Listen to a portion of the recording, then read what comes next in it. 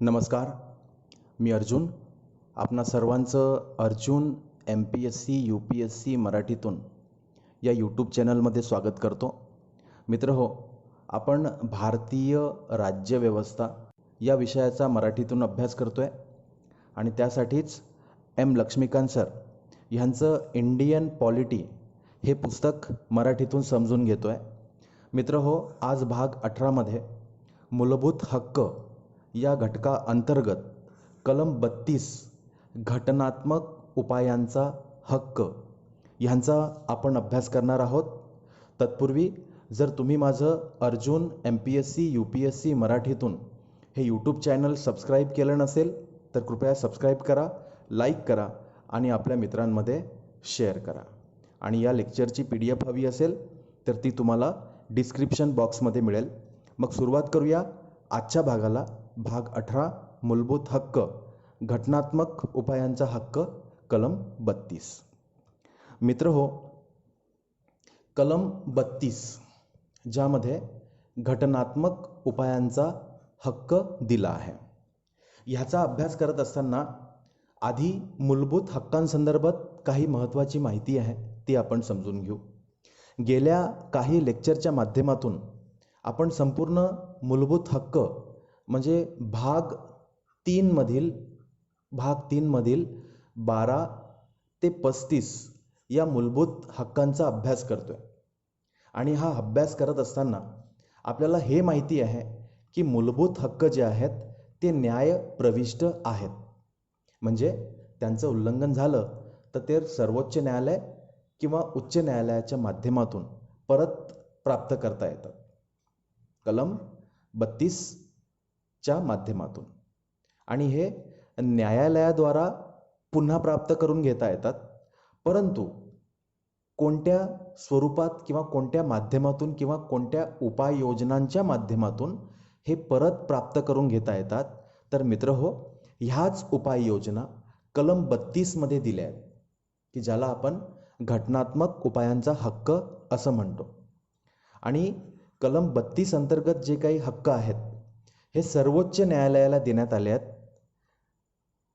ज्यांच्या माध्यमातून सर्वोच्च न्यायालय ज्या व्यक्तीचे मूलभूत हक्क हनन झालं असेल किंवा त्यांचं उल्लंघन झालं असेल तर ते परत प्राप्त करून देते. म्हणजेच सर्वोच्च न्यायालय मूलभूत हक्कांचा संरक्षक आहे, गार्डियन आहे किंवा कस्टोडियन आहे. आणि एवढंच नाही तर या हक्कांचं संरक्षण करणं हे सर्वोच्च न्यायालयाच्या प्रारंभिक अधिकार क्षेत्रात येते. मग आता प्रारंभिक अधिकार क्षेत्र म्हणजे काय? उदाहरणार्थ, एखादी व्यक्ती आहे, या व्यक्तीच्या मूलभूत हक्कांचं उल्लंघन झालं. ठीक आहे. मग आता ही व्यक्ती जिल्हा स्तरावरील जे न्यायालय असेल, राज्य स्तरावरील जे न्यायालय असेल आणि केंद्र स्तरावरील मतलब सर्वोच्च न्यायालय असेल, तर ही जी काही हायरार्की आहे ज्युडिशियरीची भारतामध्ये, ही न पाळता डायरेक्ट ती व्यक्ती जिल्हा किंवा राज्य स्तरावरती न जाता डायरेक्ट सर्वोच्च न्यायालयामध्ये आपले उल्लंघित झालेले हक्क पुन्हा प्राप्त करून घेण्यासाठी अर्ज करू शकते आणि तशी दाद मागू शकते. मित्रहो, यालाच म्हणतात प्रारंभिक अधिकार क्षेत्र. म्हणजेच मूलभूत हक्कांचं संरक्षण करणे हे सर्वोच्च न्यायालयाचं प्रारंभिक अधिकार क्षेत्र आहे. मित्रहो, त्याच पद्धतीनं कलम 32 जे आहे हे संविधानाचं मूलभूत वैशिष्ट्य सुद्धा आहे. आपण आधी समजून घेतलंय की संविधानाचे जे मूलभूत वैशिष्ट्य आहेत किंवा जी मूलभूत चौकट आहे त्यामध्ये दुरुस्ती करता येत नाही, ते कमी अथवा रद्दही करता येत नाही. तीच बाब कलम 32च्या बाबतीत सुद्धा लागू होते, कारण कलम 32 हे सुद्धा संविधानाचं मूलभूत वैशिष्ट्य आहे. मित्रहो, कलम 32च्या माध्यमातून ज्या उपाययोजना किंवा जे हक्क सर्वोच्च न्यायालयाला प्राप्त आहेत, असेच हक्क कलम 226च्या माध्यमातून उच्च न्यायालय यांना आहे. म्हणजे जर व्यक्तीचे मूलभूत हक्क उल्लंघित झाले असतील, त्यांचं उल्लंघन झालं असेल, तर ती व्यक्ती सुप्रीम कोर्टामध्ये तर डायरेक्ट जाऊ शकते, नो प्रॉब्लेम. तसेच जर त्याला शक्य असेल तर ते उच्च न्यायालयामध्ये सुद्धा जाऊन आपले अधिकार पुन्हा प्राप्त करून घेऊ शकते उच्च न्यायालयाच्या माध्यमातून. आणि उच्च न्यायालयाला ही पॉवर किंवा हे अधिकार कलम 226च्या माध्यमातून प्राप्त आहे. मित्र हो, 1950च्या पूर्वी असे जे काही हक्क आहेत, व्यक्तीच्या मूलभूत हक्कांचे उल्लंघन झाले असेल आणि ते परत प्राप्त करून द्यायचे असतील तर असे जे आदेश आहेत 1950 पूर्वी फक्त 3च उच्च न्यायालयांना होते. मग त्यामध्ये क्रमांक 1 कलकत्ता, क्रमांक 2 बॉम्बे आणि क्रमांक 3 या 3च उच्च न्यायालयांना हा अधिकार होता. परंतु आता सर्वच उच्च न्यायालय हे आदेश कलम 226च्या माध्यमातून काढू शकतात. मित्र हो, या कलम 32ला भारतीय संविधानाचे जे शिल्पकार आहेत डॉक्टर बाबासाहेब आंबेडकर यांनी आत्मा म्हटलंय आणि हृदय पण म्हटलंय. मग डॉक्टर बाबासाहेब आंबेडकरांनी कलम 32ला आत्मा आणि हृदय का म्हटलं असेल? मित्र हो, समजून घेऊ. आपण भाग 3चा अभ्यास करतोय, भाग 3. आणि या भाग 3 मध्ये 12 ते 35च्या दरम्यान काही हक्क देण्यात आले आहेत आणि त्याला आपण मूलभूत हक्क असं म्हणतो. ठीक आहे. मग त्यामध्ये 13 असेल, 14 असेल, 15 असेल, 16 असेल, 17 असेल, 21 असेल आणि या ठिकाणी कुठंतरी 32 आहे. मित्र हो, जर राज्याला म्हणजे स्टेटला नागरिकांचे किंवा व्यक्तीचे मूलभूत हक्क जर काढून घ्यायचे असतील तर त्यांना हे प्रत्येक हक्क रद्द करण्याची गरज नाही. राज्य काय करेल? फक्त कलम 32च रद्द करेल. कलम 32 फक्त रद्द करेल की ज्याच्या माध्यमातून ह्या मूलभूत अधिकारांचं जर हनन झालं असेल, उल्लंघन झालं असेल तर ते परत प्राप्त करून घेता येतात. मित्र हो, हाच एक हक्क रद्द करण्यात येईल किंवा हे कलम काढून घेतलं तर बाकीच्या मूलभूत हक्कांना काही अर्थ उरत नाही आणि ते न्यायप्रविष्ट राहत नाही. म्हणून कलम 32 हे तेवढंच महत्त्वाचं आहे. कलम 32 आहे म्हणून भाग 3 मधील जे मूलभूत हक्क आहेत 12 ते 35, खरं म्हटलं तर 12 ते 32 पर्यंतच्याच मूलभूत हक्कांचं संरक्षण कलम 32 करते.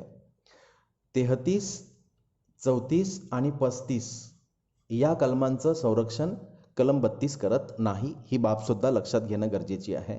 आणि म्हणून या कलम 32चं एवढं महत्त्व आहे की संपूर्ण राज्यघटनेचा तो आत्मा आहे. यामुळे डॉक्टर बाबासाहेब आंबेडकर यांनी कलम 32ला संविधानाचा आत्मा आणि हृदय असं म्हटलं आहे. मित्र हो, या कलम 32चं काही महत्त्व आहे आणि त्याचे काही उद्देश आहेत ते समजून घेऊ. मग कलम 32चं महत्त्व व उद्देश. मुळात कलम 32चा जो समावेश आहे भारतीय संविधानात यासाठी करण्यात आला की मूलभूत हक्कांसंदर्भात जे काही खटले असतील, जे काही दावे असतील किंवा जे काही अर्ज केले असतील नागरिकांनी किंवा व्यक्तींनी, त्याचं हमीयुक्त 100% म्हणजे गॅरंटी देऊन प्रभावी आणि जलद गतीने संरक्षण व्हावं यासाठी कलम 32चा समावेश मूलभूत हक्कांमध्ये करण्यात आला आहे. परंतु मूलभूत हक्कांना जे काही संरक्षण प्राप्त होते ते कलम 32च्या माध्यमातून होते. परंतु ते फक्त भाग 3 मध्ये जे मूलभूत हक्क देण्यात आले आहेत 12 ते 32, टोटल ॲक्च्युअली 35 पर्यंत आहे, पण कलम 32 हे फक्त 12 ते 32 पर्यंतच्याच मूलभूत अधिकारांचं संरक्षण करते. जे गैर मूलभूत अधिकार घटनेमध्ये दिलेत त्यांचं संरक्षण कलम 32 करत नाही. किंवा जे वैधानिक अधिकार आहेत, काही कायदेशीर अधिकार आहेत, काही प्रथाजन्य अधिकार सुद्धा नागरिकांना प्राप्त आहेत. मित्र हो, यांचं सुद्धा संरक्षण कलम 32 करत नाही. कलम 32 फक्त संरक्षण करते ते भाग 3 मधील कलम 12 ते 32 पर्यंतचे जे काही मूलभूत हक्क आहेत ह्यांचं संरक्षण कलम 32 करते. मित्र हो, कलम 32 मध्ये जे काही हक्क दिलेत ते हक्क न्यायालय म्हणजे सर्वोच्च न्यायालय तेव्हाच बजावू शकते किंवा तेव्हाच याचा वापर करू शकते जेव्हा एखाद्या व्यक्तीचे मूलभूत हक्कांचे उल्लंघन झालेले असेल. जर दुसरा कुठला एखादा खटला असेल किंवा दावा असेल, त्या दाव्यामध्ये सर्वोच्च न्यायालय कलम 32च्या माध्यमातून जे अधिकार प्राप्त आहेत ते वापरू शकत नाहीत. हे फक्त केवळ आणि केवळ मूलभूत हक्कांचं उल्लंघन झालेले जे दावे असतील त्याच दाव्यांमध्ये कलम 32चा वापर केला जातो. थोडक्यात जर सर्वोच्च न्यायालयाला कलम 32चा वापर करायचा आहे तर ज्या व्यक्तीने असा अर्ज केला त्या व्यक्तीचे मूलभूत हक्कांचं उल्लंघन झालेलं असावं ही एक मूलभूत अट आहे आणि उल्लंघन झालं असेल तरच कलम 32चा वापर करून सर्वोच्च न्यायालय आणि कलम 226चा वापर करून उच्च न्यायालय त्या व्यक्तीचे उल्लंघित झालेले जे काही मूलभूत अधिकार आहेत ते पुन्हा प्राप्त करून देतात. मित्र हो, संसद म्हणजे भारतीय संसद हे जे काही कलम 32 अंतर्गत हक्क आणि कलम 226 अंतर्गत जे काही हक्क सर्वोच्च व उच्च न्यायालयांना प्राप्त आहे अशाच प्रकारचे जे काही हक्क आहेत संसद कायद्याने इतर म्हणजे अन्य न्यायालयांना सुद्धा देऊ शकते. परंतु अशा प्रकारचे हक्क अन्य न्यायालयांना देत असताना संसदेने खालील 2 बाबींचा विचार करणं गरजेचं आहे. क्रमांक 1 की सर्वोच्च न्यायालयाचे जे अधिकार कलम 32 अंतर्गत प्राप्त आहे त्या अधिकारांना बाधा न होऊ देता असे अधिकार संसद इतर न्यायालयांना प्रदान करू शकते. इतर किंवा अन्य. मित्र हो, इतर किंवा अन्यमध्ये हायकोर्ट्स येत नाही, कारण हायकोर्ट्सला आधीच 226च्या माध्यमातून असे अधिकार प्राप्त आहेत. म्हणजे सर्वोच्च न्यायालय व उच्च न्यायालय वगळता देशातील इतर जे न्यायालय आहेत अशा न्यायालयांना संसद कायद्याने म्हणतोय म्हणजे कायदा करून कलम 32 अंतर्गत जे हक्क सर्वोच्च न्यायालयाला प्राप्त आहेत ते इतर न्यायालयांना सुद्धा देऊ शकते. घटनेतील तरतुदींशिवाय हे हक्क स्थगितही केले जात नाहीत. मूलभूत हक्क जे कलम 12 ते 35च्या दरम्यान दिलेत हे जे काही मूलभूत हक्क आहेत भाग 3 मधील हे घटनेमध्ये ज्या ज्या ठिकाणी तरतुदी केल्या आहेत त्याच तरतुदींच्या माध्यमातून स्थगित केले जाऊ शकते. अन्य कोणत्याही तरतुदींच्या माध्यमातून हे हक्क स्थगित केले जाऊ शकत नाही. उदाहरणार्थ घटनेमध्ये कलम 359च्या माध्यमातून राष्ट्रीय आणीबाणी राष्ट्रपती लावू शकतात आणि अशा राष्ट्रीय आणीबाणीच्या काळामध्ये मूलभूत हक्कांचं स्थगितीकरण केल्या जाऊ शकते आणि ही जी तरतूद आहे हे मुळात घटनेमध्ये आहे. या व्यतिरिक्त दुसऱ्या तरतुदींच्या माध्यमातून मूलभूत हक्कांचं स्थगितीकरण करता येणार नाही. मित्र हो, मूलभूत हक्कांचं संरक्षण करणे किंवा मूलभूत हक्क हे संविधानाची गॅरंटी आहे. संविधान गॅरंटी देते, शाश्वती देते की या देशातील सर्व नागरिकांचे, सर्व व्यक्तींचे जे काही मूलभूत हक्क आहेत ते हक्क त्याला मिळतील. आणि ही गॅरंटी संविधान कोणावरती सोपवते तर सर्वोच्च न्यायालयावरती सोपवते कलम 32च्या माध्यमातून सुप्रीम कोर्टाला अधिकार देऊन आणि उच्च न्यायालयांवरती सोपवते कलम 226च्या माध्यमातून 32 प्रमाणेच अधिकार उच्च न्यायालयांना देऊन. म्हणजेच मूलभूत हक्कांची गॅरंटी संविधान देते आणि ती गॅरंटी पूर्ण करण्याचं काम सर्वोच्च न्यायालय कलम 32च्या माध्यमातून व उच्च न्यायालय कलम 226च्या माध्यमातून पूर्ण करते. मित्र हो, कलम 32 अंतर्गत जे अधिकार सर्वोच्च न्यायालयाला प्राप्त आहेत मूलभूत अधिकारांचं संरक्षण करण्यासंदर्भात, मित्र हो, हे अधिकार असामावेशक नाही. फार महत्त्वाचा शब्द आहे. बऱ्याचदा यावरती प्रश्न विचारले गेले. असामावेशक म्हणजे काय? तर फक्त सर्वोच्च न्यायालयालाच हे प्राप्त नाहीत. जर फक्त सर्वोच्च न्यायालयालाच कलम 32च्या माध्यमातून असे अधिकार प्राप्त असते तर ते असमावेशक असते. परंतु असेच अधिकार 226च्या माध्यमातून उच्च न्यायालयांना सुद्धा प्राप्त आहे. म्हणून हे अधिकार सर्वोच्च न्यायालयाचे असामावेशक नाही. असामावेशक नाही तर ते कसे आहेत? समवर्ती आहेत. कोणाच्या समवर्ती? तर उच्च न्यायालयाच्या समवर्ती. आणि याचमुळे सुप्रीम कोर्ट व हायकोर्ट हे कस्टोडियन ऑफ कॉन्स्टिट्यूशन आहेत. आणि सुप्रीम कोर्ट व हायकोर्ट कलम 32 व कलम 26च्या माध्यमातून जे काही रीट पॉवर्स त्यांना प्राप्त आहेत, त्यामधून सर्वोच्च न्यायालय व उच्च न्यायालय नागरिकांच्या व व्यक्तींच्या मूलभूत हक्कांचं संरक्षण करते. मित्रहो, हे जे काही उपाययोजनांच्या बाबतीत आतापर्यंत आपण बोलत होतो, जे कलम 32 आणि कलम 226च्या माध्यमातून सुप्रीम कोर्ट व हायकोर्ट यांना प्राप्त आहेत, त्यामध्ये काही रीट पॉवर्स आहेत. 5 प्रकारच्या रीट पॉवर्स आहेत. तर आधी रीट म्हणजे काय ते समजून घेऊ. मित्रहो, रीट या शब्दाचा अर्थ म्हणजे कोर्टाची ऑर्डर ऑफ कोर्ट. आणि मित्रहो, ही जी ऑर्डर ऑफ कोर्ट आहे याचं स्वरूप आहे एक्स्ट्रा ऑर्डिनरी. ह्या ज्या रीट्स आहेत ह्याचं स्वरूप एक्स्ट्रा ऑर्डिनरी आहे. मग आता एक्स्ट्रा ऑर्डिनरी आहे म्हणजे कसं? एक तर पहिली गोष्ट, राज्याच्या असंगत कृतीविरुद्ध किंवा असंगत कृतीपासून हे रीट व्यक्तीचं किंवा नागरिकांचं जे मूलभूत हक्क आहेत त्यांचं संरक्षण करते. ठीक आहे. राज्याच्या असंगत कृतीपासून म्हटलंय किंवा एखाद्या व्यक्तीच्या असंगत कृतीपासून सर्वोच्च न्यायालय या रीटच्या माध्यमातून व्यक्तीचे किंवा नागरिकांचे मूलभूत हक्क संरक्षित करते. इथं राज्याच्या असंगत कृतीविरुद्ध म्हटलंय.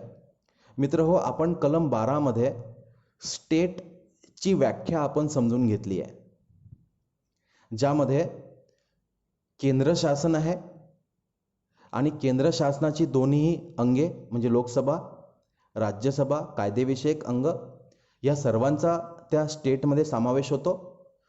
घटक राज्य शासनाचे पण दोन्ही अंग, विधानसभा असतील, विधान परिषदा असतील, कायदेमंडळ असेल, यांचाही समावेश या स्टेटच्या डेफिनेशनमध्ये होतो. आणि मित्रहो, ज्युडिशियरी म्हणजे न्यायव्यवस्था जेव्हा नियम बनवण्याचं काम करते, तेव्हा न्यायव्यवस्था सुद्धा या स्टेटच्या व्याख्येच्या अधीन राहते. आणि जेव्हा ते न्यायिक खटले निकाली काढत असते किंवा न्याय देत असते, तेव्हा ते स्टेटचा भाग नसतो. म्हणजे जर एखादी कृती न्यायव्यवस्थेच्या नियम निर्मितीच्या माध्यमातून झाली असेल आणि ती जर एखाद्या व्यक्तीचे मूलभूत हक्क उल्लंघित करत असेल, तर मित्रहो, सुप्रीम कोर्ट या रीटच्या माध्यमातून स्वतःला सुद्धा शिक्षा देऊ शकते. त्यामुळे हे जे रीट्स आहेत, ऑर्डर्स ऑफ कोर्ट्स आहेत, हे एक्स्ट्रा ऑर्डिनरी स्वरूपाचे आहेत. आणि असे एकूण 5 रीट सर्वोच्च न्यायालयाला व उच्च न्यायालयाला, सर्वोच्च न्यायालयाला कलम 32च्या माध्यमातून आणि उच्च न्यायालयाला कलम 226च्या माध्यमातून प्राप्त आहे. मग त्यामध्ये क्रमांक 1 बंदी प्रत्यक्षीकरण, ज्याचा लॅटिन शब्द आहे हेबियस कॉर्पस, म्हणजेच टू हॅव द बॉडी, सदेह उपस्थित राहणे. क्रमांक 2 परमादेश, लॅटिन शब्द आहे मॅन्डामस आणि ज्याचा इंग्रजी अनुवाद आहे वी कमांड, म्हणजेच आम्ही आज्ञा देतो. हा दुसऱ्या प्रकारचा प्राधिलेख आहे. क्रमांक 3 प्रतिषेध, त्याचा अर्थ आहे प्रोहिबिशन, म्हणजेच टू फॉरबिड, एखादी गोष्ट किंवा एखादी कृती प्रतिबंधित करणे, ती होण्यापासून रोखणे. चौथा जो प्राधिकार आहे तो आहे उत्प्रेषण, ज्याला लॅटिन नाव आहे सर्शोराय आणि ज्याचा इंग्रजीत अर्थ आहे टू बी सर्टिफाईड, म्हणजेच प्रमाणित करण्यात येते. आणि क्रमांक 5चा जो प्राधिकार आहे तो आहे अधिकार पृच्छा, लॅटिन शब्द आहे कोवारंटो आणि इंग्रजी अनुवाद आहे त्याचा बाय व्हॉट ऑथॉरिटी, म्हणजे कोणत्या अधिकाराने एखादा सार्वजनिक पद एखाद्या सार्वजनिक अधिकाऱ्याने धारण केलं आहे. मित्रहो, कलम 32 आणि कलम 226च्या माध्यमातून हायकोर्ट्स आणि सुप्रीम कोर्ट्स यांना असे 5 प्रकारचे प्राधिलेख काढण्याचे हक्क प्राप्त आहेत. मग आता एका एका हक्काचा डिटेलमध्ये अभ्यास करू. त्यामध्ये सर्वप्रथम येईल बंदी प्रत्यक्षीकरण, ज्याचा लॅटिन अर्थ आपण समजून घेतला किंवा उच्चार समजून घेतला हॅबियस कॉर्पस, आणि इंग्रजी अनुवाद आहे टू हॅव द बॉडी. आता ही बॉडी कोणाची असेल, म्हणजे हा जो देह आहे हा देह उपस्थित करायचा आहे, पण कोणाचा करायचा आहे? ज्या व्यक्तीचे मूलभूत हक्क उल्लंघन झाले आणि त्याला बेकायदेशीरपणे, काय म्हणतोय, बेकायदेशीरपणे अटक केली असेल, तर त्या व्यक्तीला कोर्टासमोर हजर करणे म्हणजे बंदी प्रत्यक्षीकरण. मित्र हो, आपल्याला सर्वांना माहिती आहे की कलम 21च्या माध्यमातून व्यक्तीला जीवित व वैयक्तिक स्वातंत्र्याचे हक्क प्राप्त आहे, आणि त्यामध्ये हा हक्क सुद्धा आहे की व्यक्तीला बेकायदेशीरपणे अटक केली जाणार नाही. आणि मग जर बेकायदेशीर अटक केली असेल तर याचाच अर्थ काय की कलम 21 म्हणजेच मूलभूत हक्काचं उल्लंघन झालं, आणि तर हा बंदी प्रत्यक्षीकरणाचा अर्ज ती व्यक्ती करू शकते.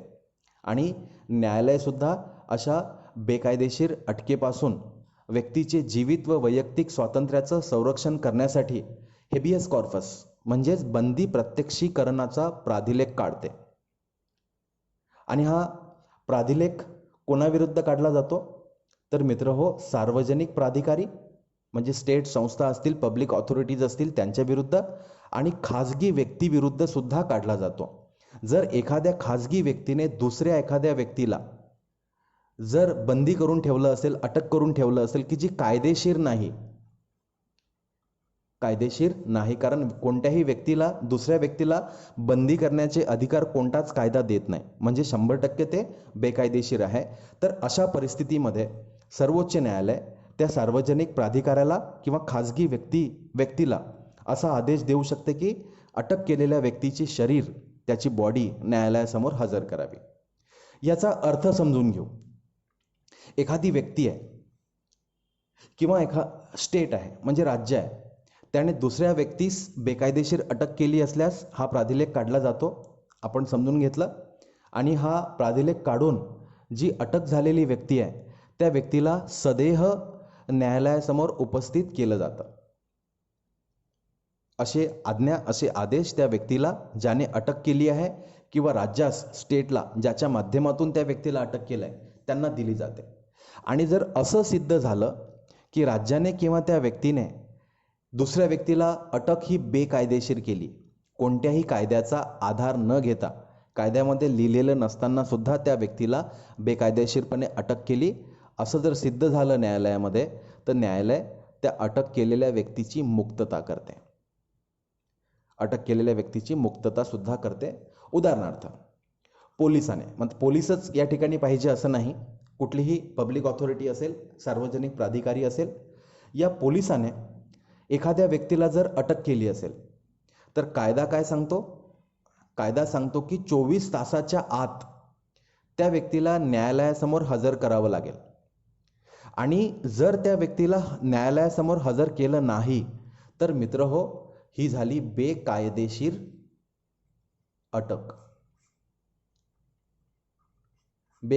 अटक.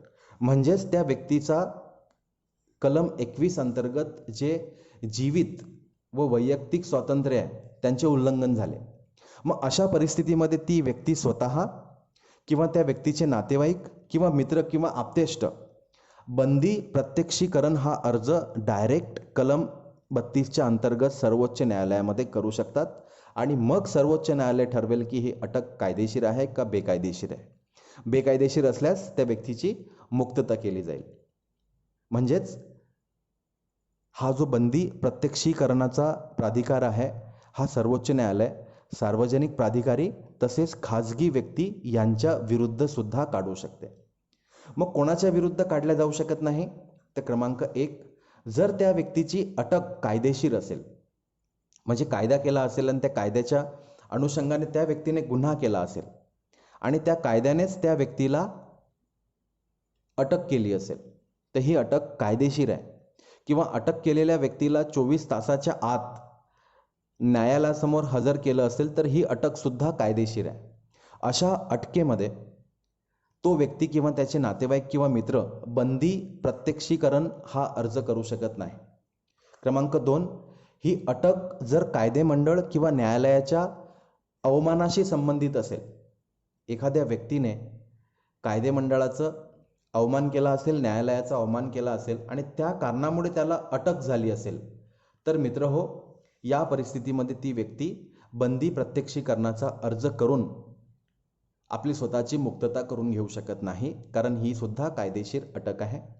सक्षम न्यायालयाने जर त्याला अटक केली असेल तर ज्या न्यायालयाकडे त्या व्यक्तीला अटक करण्याचे अधिकार आहेत त्याच न्यायालयाने त्या व्यक्तीला अटक केली असल्यास हा हक्क बजावता येत नाही किंवा हा अर्ज पण करता येत नाही. आणि क्रमांक 4, अटक न्यायालयाच्या अधिकार क्षेत्राच्या बाहेरील असल्यास त्यावेळेसही बंदी प्रत्यक्षीकरण हा हक्क सर्वोच्च न्यायालय किंवा उच्च न्यायालय बजावू शकत नाही. मित्र हो, या पद्धतीनं हा पहिली जी घटनात्मक उपाययोजना आहे किंवा पहिली जी रीट पॉवर आहे ती आपण समजून घेतली आणि ती म्हणजे बंदी प्रत्यक्षीकरण. क्रमांक 2 मध्ये येते परमादेश. लॅटिनमध्ये त्याला मॅन्डॅमस असं म्हटलं जातं आणि इंग्रजीमध्ये वी कमांड. त्याचाच अर्थ होतो की आम्ही आज्ञा देतो. आम्ही म्हणजे कोण? एकतर सुप्रीम कोर्ट किंवा हायकोर्ट. आणि कोणाला? ज्या व्यक्तीविरुद्ध असा अर्ज केला असेल त्या व्यक्तीला. मग मूलभूत हक्कांचं उल्लंघन ज्या सार्वजनिक प्राधिकाऱ्याने केलं असेल तर या मूलभूत हक्कांचं उल्लंघन करणाऱ्या सार्वजनिक प्राधिकाऱ्याविरुद्ध न्यायालय परमादेश म्हणजेच मॅन्डॅमस हा प्राधिकार किंवा हा हक्क बजावू शकते किंवा हा प्राधिकार किंवा हा आदेश देऊ शकते. अर्थ समजून घेऊ. एखादा सार्वजनिक अधिकारी आहे, तो आपले कर्तव्य पार पाडण्यास अपयशी आहे. म्हणजेच आपली जी पब्लिक ड्युटी आहे ती पूर्ण करण्यास असमर्थ आहे किंवा तो अपयशी ठरला किंवा त्याने ती पब्लिक ड्युटी करण्यास नकार दिलाय आणि काही व्यक्ती किंवा व्यक्तीचे गट त्याला जाऊन भेटलेत आणि त्यांनी त्याला त्याची ड्युटी पार पाडण्यास विनंती केली आणि तरीसुद्धा त्या व्यक्तीने नकार दिला असेल, म्हणजे कोणी? सार्वजनिक अधिकाऱ्याने. तर ह्याच्या माध्यमातून ज्या व्यक्ती किंवा व्यक्तीचे गट यांचे मूलभूत हक्कांचे जर उल्लंघन झाले असेल तर न्यायालयाकडे अशा परिस्थितीमध्ये परमादेश काढण्यासाठी हा अर्ज केला जाऊ शकतो आणि हा अर्ज केल्यानंतर न्यायालय जो संबंधित सार्वजनिक प्राधिकारी आहे किंवा अधिकारी आहे त्याला त्याची पब्लिक ड्युटी करण्यासाठी आदेश देऊ शकतो, म्हणजेच परमादेश देऊ शकतो, कमांड देऊ शकतो. अशा परिस्थितीमध्ये परमादेश हा आदेश सर्वोच्च न्यायालय किंवा उच्च न्यायालय काढू शकते. उदाहरणार्थ, एक सरकारी अधिकारी आहे, आपण त्याला सरकारी डॉक्टर समजू. या सरकारी डॉक्टरची पब्लिक ड्युटी आहे की त्याच्याकडे आलेले जे कोविड-19 लसीचे जे डोस आहेत ते सर्व नागरिकांना समान स्वरूपात उपलब्ध करून देणे. आता हा व्यक्ती त्याचं हे पब्लिक ड्युटी जी आहे हे पूर्ण करत नाही आणि मग यामुळे काय झालं की काही व्यक्तींचे मूलभूत हक्क याचं उल्लंघन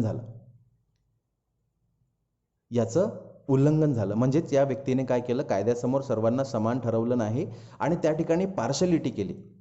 तर ते उल्लंघित झालेले व्यक्ती, ज्यांचे मूलभूत हक्क उल्लंघित झालेत, ते व्यक्ती सुप्रीम कोर्टाकडे जाऊन परमादेशासाठी अर्ज करून संबंधित न्यायालय त्या सरकारी अधिकाऱ्याला, सरकारी डॉक्टरला परमादेश देऊ शकते आणि त्याला त्याची ड्युटी करण्यासाठी भाग पाडू शकते. मग आता हा परमादेश जो आहे हा कोणाच्या विरुद्ध काढला जातो? तर सार्वजनिक संस्था असतील, म्हणजे सरकारी मालकीची काही महामंडळं असतील, कनिष्ठ न्यायालय असतील. बघा, कनिष्ठ न्यायालय म्हटलंय, यामध्ये सुप्रीम कोर्ट व हायकोर्ट येत नाही. कनिष्ठ न्यायालय असतील, न्यायाधिकरणं असतील किंवा खुद्द सरकार असेल, ह्यांच्या विरुद्ध परमादेश हा आदेश न्यायालय देऊ शकते. कोणा विरुद्ध काढता येत नाही, तर खाजगी व्यक्तीविरुद्ध काढता येत नाही, खाजगी संस्थेविरुद्ध काढता येत नाही. जो अधिकारी आहे ज्याच्या विरुद्ध असा आदेश काढायचा आहे, त्याचं जे कर्तव्य त्याने करण्यास नकार किंवा तो करण्यास अपयशी ठरलाय, ते त्याचं कर्तव्य, त्याची ड्युटी जर स्वेच्छाधीन असेल, तर अशा परिस्थितीमध्ये हा आदेश देता येत नाही. भारताचे राष्ट्रपती व राज्यपाल राज्यांचे यांच्या विरुद्धही परमादेश न्यायालय देऊ शकत नाही.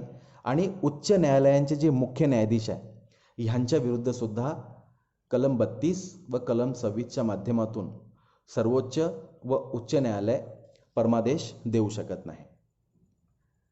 त्यानंतर क्रमांक 3चा जो आदेश आहे, जो रीट आहे, तो आहे प्रतिषेध, म्हणजेच प्रोहिबिशन, ज्याचा अर्थ आहे इंग्रजीमध्ये फॉरबिड करणे, म्हणजे थांबवणे. एखादी कृती करण्यापासून थांबवणे, म्हणजेच प्रतिबंधित करणे. मग कुठल्या परिस्थितीमध्ये सुप्रीम कोर्ट किंवा हायकोर्ट अशा प्रकारचा आदेश काढू शकते किंवा प्रतिषेध काढू शकते? वरिष्ठ न्यायालय, ज्यामध्ये सुप्रीम कोर्ट आणि हायकोर्ट यांचा समावेश होतो, हे वरिष्ठ न्यायालय कनिष्ठ न्यायालयाविरुद्ध तसेच न्यायाधिकरणाविरुद्ध प्रतिषेध हा रीट बजावू शकतात किंवा हा आदेश काढू शकतात. मित्रहो, प्रतिषेध हा सुद्धा एक आदेशच आहे, एक रीटच आहे किंवा प्राधिकारच आहे. पण हा कशासाठी वापरला जातो किंवा कशा विरुद्ध देण्यात येतो? कृती न करण्यासाठी, म्हणजे एखादी कृती थांबवण्यासाठी, ती कृती करण्यापासून प्रतिबंधित करण्यासाठी कनिष्ठ न्यायालयाला कृती न करण्यासाठी वापरला जातो. आणि आत्ता आपण जो समजून घेतला क्रमांक 2चा परमादेश, तो कृती करण्यासाठी देण्यात येतो. हा दोघांमधील थोडासा फरक आहे. दोन्ही आदेशच आहेत, पण प्रतिषेध म्हणजेच प्रोहिबिशन हा कृती न करण्यासाठी दिला जातो आणि परमादेश हा कृती करण्यासाठी दिला जातो. केव्हा हा आदेश काढला जाऊ शकतो सर्वोच्च किंवा उच्च न्यायालयाकडून? जेव्हा सर्वोच्च किंवा उच्च न्यायालयास असे वाटले. पण केव्हा वाटले?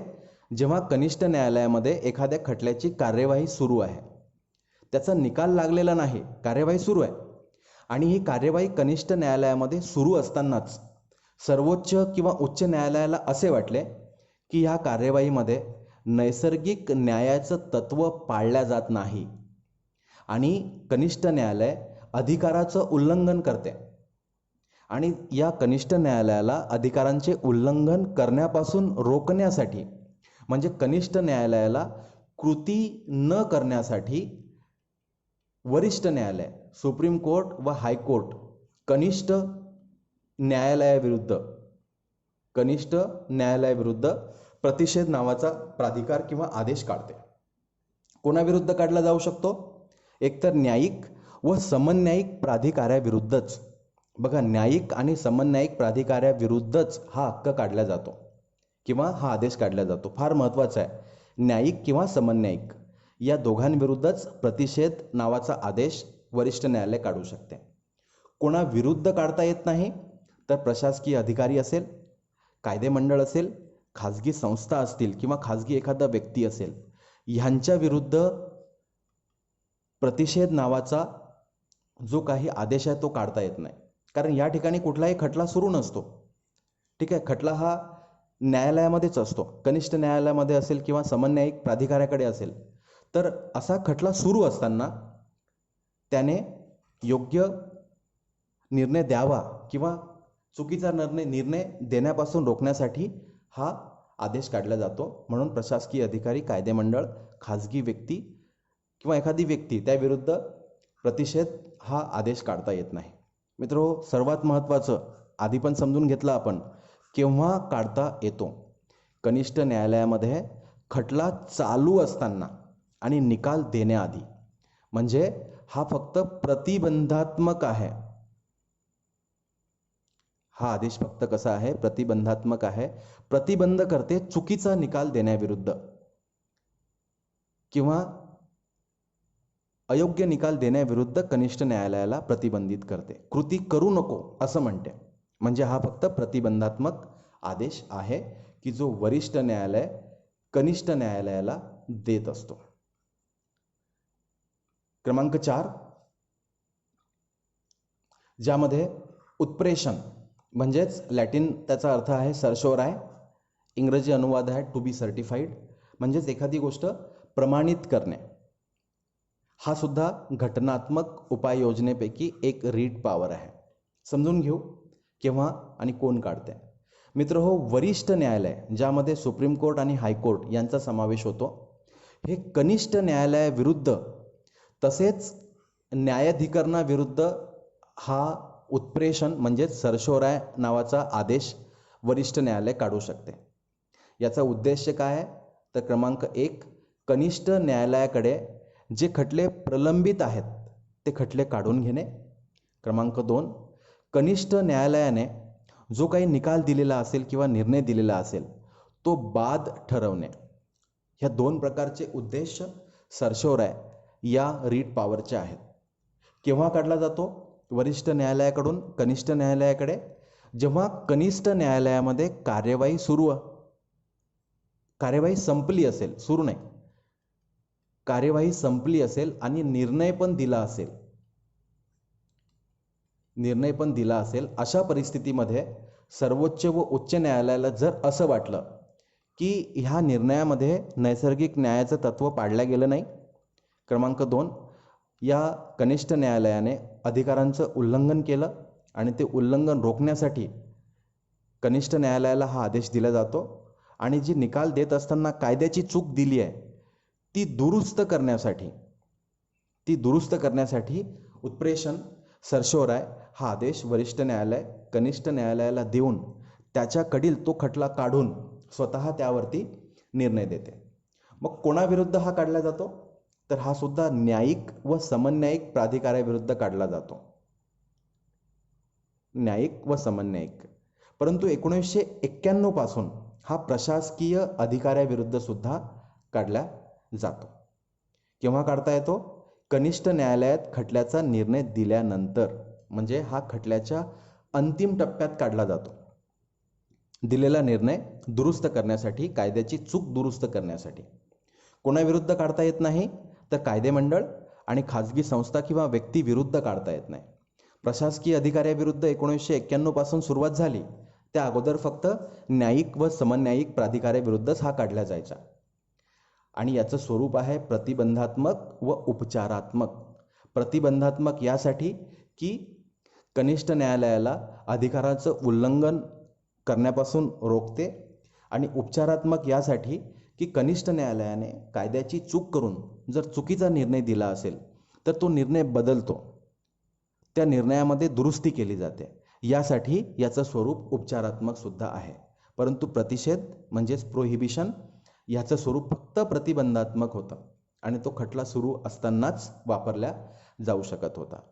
मित्र हो, सर्वात शेवटी क्रमांक 5चा जो प्राधिकार आहे किंवा रीट पॉवर आहे तो आहे अधिकार पृच्छा, म्हणजेच लॅटिन त्याचा अर्थ आहे लॅटिन भाषेतील को वारंटो. मी प्रत्येक वेळेस लॅटिन भाषा असं तुम्हाला सांगत आहे.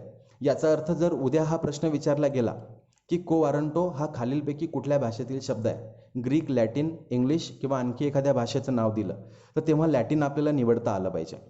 आणि या लॅटिन भाषेतील को वारंटोचा अर्थ आहे इंग्रजीमध्ये बाय व्हॉट ऑथॉरिटी, कोणत्या अधिकाराने. न्यायालय एखाद्या सार्वजनिक अधिकार पदावरील व्यक्ती, हे एखादं सार्वजनिक अधिकार पद आहे, मग कुठलंही असू शकतो, कुठल्याही सार्वजनिक ठिकाणचं. या ठिकाणी उदाहरणार्थ जिल्ह्याचा जो कलेक्टर आहे, डिस्ट्रिक्ट कलेक्टर DM, हे सुद्धा एक सार्वजनिक अधिकार पद आहे.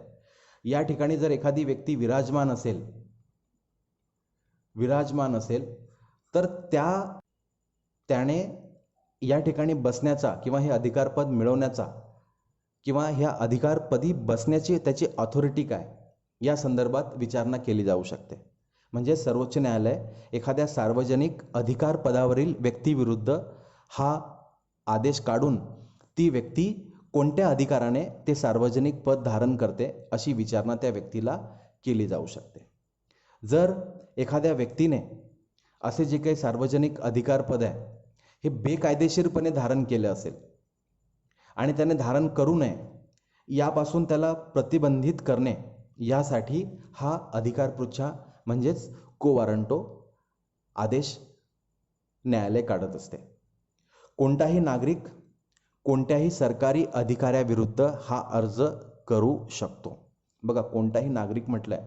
आणि कोणत्याही सरकारी अधिकाऱ्याविरुद्ध, आता आपण या ठिकाणी डिस्ट्रिक्ट कलेक्टरचं उदाहरण घेतलं कारण हे सुद्धा एक सार्वजनिक पद आहे, तर अशा कुठल्याही सार्वजनिक अधिकाऱ्याविरुद्ध देशाचा कोणताही नागरिक अधिकार पृच्छा म्हणजेच को वारंटो हा अर्ज करू शकतो. आणि कोणाविरुद्ध, तर संविधानाने व कायद्याने स्थापन केलेल्या कायमस्वरूपी, कोणाविरुद्ध काढता येतो, तर संविधानानं म्हणजेच घटनेनं किंवा कायद्यानं जे कायमस्वरूपी तत्वावर सार्वजनिक कार्यालय स्थापन केले त्या कार्यालयांविरुद्धच हा काढता येतो. तर खाजगी कार्यालय, मंत्रीपद असेल यांच्या विरुद्ध हा अधिकार पृच्छा नावाचा आदेश न्यायालय काढत नाही, किंवा एखाद्या मंत्र्याला असं विचारणार नाही की तुम्ही हे मंत्रीपद कुठल्या आदेशाने तुम्ही भूषवत आहात. तर मंत्र्याविरुद्ध आणि खाजगी कार्यालयाविरुद्ध अधिकार पृच्छा हा रीट किंवा आदेश वापरला जात नाही. मित्र हो, या पद्धतीनं आपण कलम 32 मधील जे 5ही रीट पॉवर्स आहेत, आदेश आहेत, जे वरिष्ठ न्यायालय किंवा सर्वोच्च न्यायालय किंवा उच्च न्यायालय देत असते, मूलभूत अधिकारांचं उल्लंघन झालं असल्यास ते पुन्हा प्राप्त करून देण्यासाठी. मित्र हो, या घटकावरती मागील परीक्षांमध्ये बऱ्याचदा प्रश्न विचारले गेलेत. त्यापैकी काही प्रश्नांचा सराव करू. प्रश्न क्रमांक 1, खालील कोणत्या हक्कास डॉक्टर B.R. आंबेडकरांनी राज्यघटनेचे हृदय आणि आत्मा असं म्हटलंय? हा प्रश्न विचारला गेला आहे कृषी सेवा पूर्व 2012. फक्त याच परीक्षेला नाही, तर कंबाईन असेल, राज्यसेवा असेल किंवा आणखी MPSCच्या परीक्षा असतील, या बऱ्याच परीक्षांना हा प्रश्न विचारला गेला. मग तुमच्याकडे 4 पर्याय आहेत.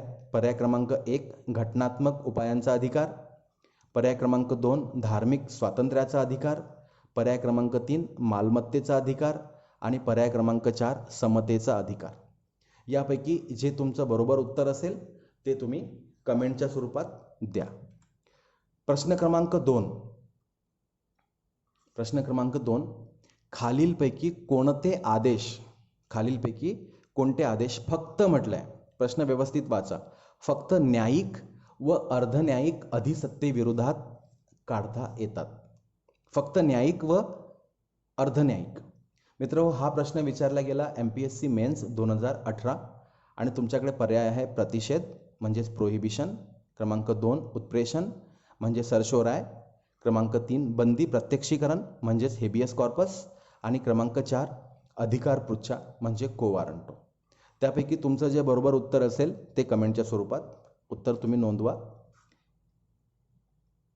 प्रश्न क्रमांक 3, राज्यघटनेने मूलभूत हक्कांच्या अंमलबजावणीसाठी जे काही निर्देश, जे काही रीट्स जारी करण्याचे अधिकार टिंबटिंब यांना दिलेले आहेत.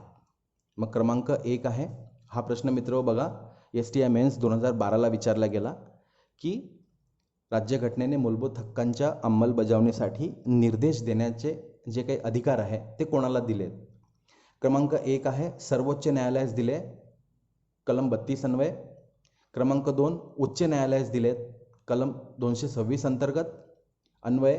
क्रमांक 3 सर्वोच्च न्यायालयाला 32 अन्वये आणि उच्च न्यायालयांना 226 अन्वये असे अधिकार दोघांनाही दिले आहेत. आणि क्रमांक 4 कोणतेही न्यायालय किंवा अधिकाऱ्यास हे हक्क प्रदान केले आहेत. त्यापैकी जे बरोबर उत्तर आहे तुमचं ते तुम्ही कमेंटच्या स्वरूपात नोंदवा. आणि प्रश्न क्रमांक 4, भारतीय नागरिकांना उपलब्ध असलेल्या घटनात्मक संरक्षणाच्या हक्काच्या खालीलपैकी कोणत्या तरतुदी आहेत? म्हणजे घटनात्मक संरक्षणाचा जो काही हक्क आहे त्याच्या तरतुदी या ठिकाणी दिल्या आहेत. त्यापैकी योग्य तरतुदी कोणत्या आहेत तो पर्याय तुम्हाला निवडायचा आहे.